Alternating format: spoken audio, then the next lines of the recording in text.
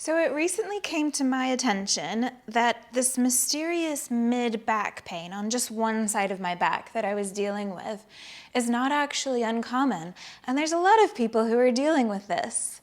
So I went on a quest to discover what the cause is and what we can do about it, and that's what this video is for. So the back pain, first of all, that I'm talking about is a feeling of tightness and maybe acute kind of pain in the mid-back, just at the bottom of the thoracic spine.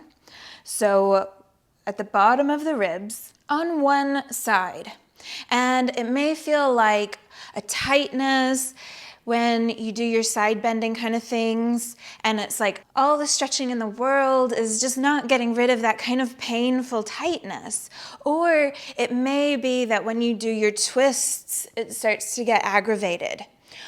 Or perhaps leaning over, reaching forward to get something, you're adding the weight into your back muscles as you reach forward on that side where it hurts. It can also present itself sometimes just as a sharp pain when you inhale, perhaps.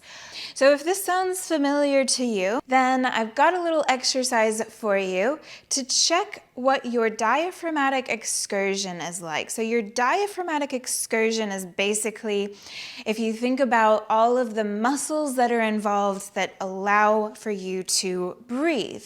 So your diaphragm, obviously, major breathing muscle gets involved, but we've got intercostal muscles, the muscles that live between our ribs, and our obliques are also major players in our breathing. There's other muscles that also are related to breathing, and what can happen is, just like any other task that you might do, any other skill that you might do, you may be more dominant with one hand or one foot than the other. And so sometimes our breathing as well can become arrhythmic. And so you could call this arrhythmic excursion. The breathing muscles on one side of your body are doing more work than the other. So first, the way that we're going to check this, if you have this arrhythmic excursion, is you can either get a friend to help you with their thumbs, or if that's not an option,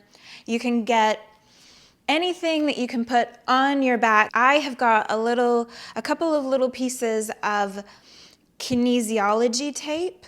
You could just use, eyeliner, lip liner, something that you can put on your skin that's safe to put on your skin.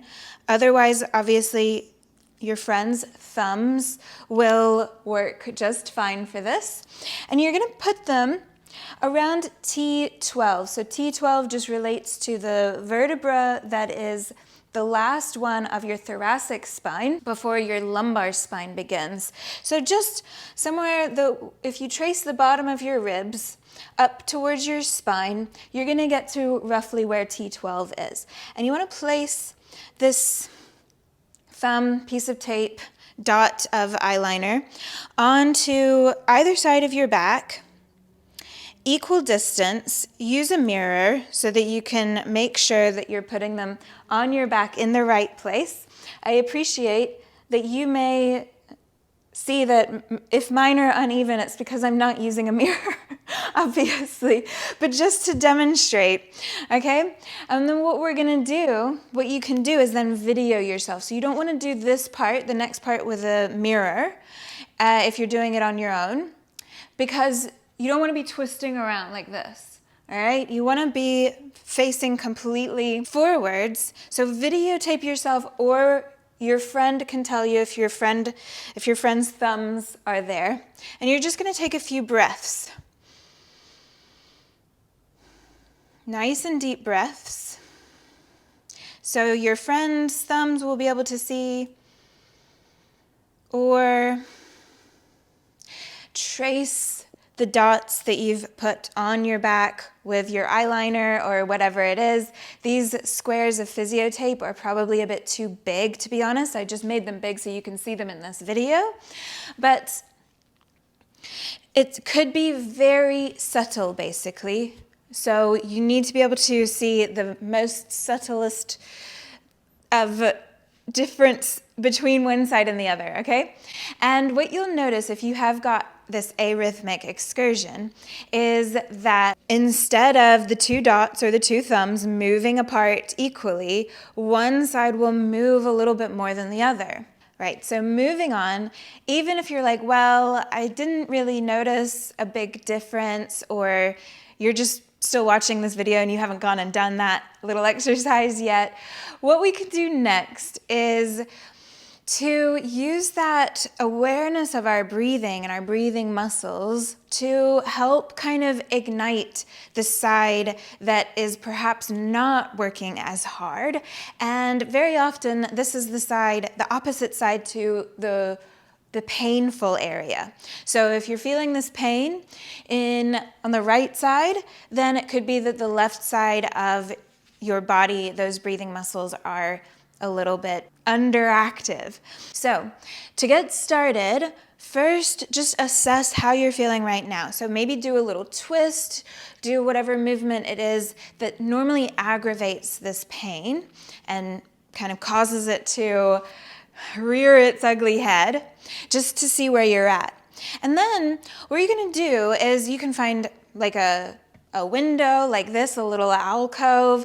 You could use a door frame, anything where you can press into it with the outside of the opposite hand to the side that hurts, okay? So a doorway works really well. I'm gonna use this little window here, but if it's the right side that's bothering you, then you want to have your left arm outstretched, the back of that left hand pressing into whatever it is, the door frame or whatever. And bring the right hand to meet it. Take an inhale, and then as you exhale, twist, pressing the outside of the palm, or if it's uncomfortable, you can have it at the back of the arm, into this structure, and then hold this isometrically, pressing, and as you inhale into the opposite side to where the pain is. So imagine trying to fill your lungs on the left side if it's the right side that's bothering you, or fill the right side lungs if it's the left side bothering you. And then as you exhale, do the same. Imagine you're trying to press all of your air out of the left side of your body. And take like 3 long, smooth, mindful breaths here. Breathing into that side of the body, the opposite side that is bothering you, as you press into whatever structure you're using. And when you've done about 3 breaths there, again, test it. Do the twist, the side bend, whatever it is that's most likely to aggravate that pain, and see if that makes it feel a little bit better. And if it does, then great, we're on to something. If not, then the pain that you're experiencing could be something different, and perhaps this video isn't for you. But I want to give you a few other little things that you can work with if this is helping with that painful tight spot. Okay, so with the previous little drill that we did, using a doorway or whatever that is, we're really only allowing ourselves to work that breathing in one singular range of motion, right? And so with a stretchy band, you can get into more of these ranges of motion. So you want to, if you've got a stretchy band, and if you don't, you can use kind of anything that's stretchy, like maybe a old pair of pantyhose, or a pair of like very stretchy leggings, just something that, you know, gives some resistance, but which you can still kind of push against. So just like with the wall, the opposite side that's bothering you should be outstretched with the back of the hand in that stretchy band, and then you can work on doing that same exercise. So you press against the stretchy band, hold isometrically, and breathe. So now I'm demonstrating the opposite side so that I don't have my back to you. But if my If the pain was on my left side, then I would want to work my right side.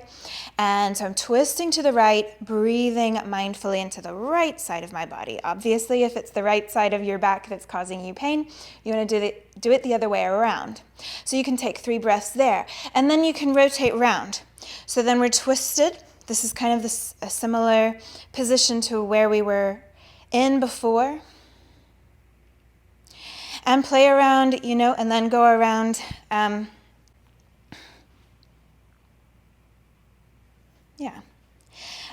go around, just keep going around in circles so that you're still twisting, resisting this stretchy band, but you're doing it in all of these different ranges of motion throughout the twist, right? But you're always twisting in the opposite direction to the side that is bothering you and breathing into the opposite side to the side that's bothering you, right? Got it?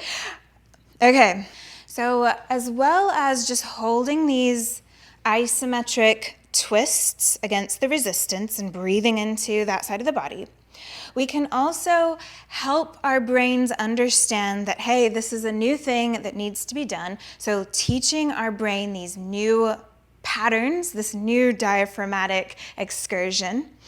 And the way that we can increase the learning and speed up the learning in the brain is to add input.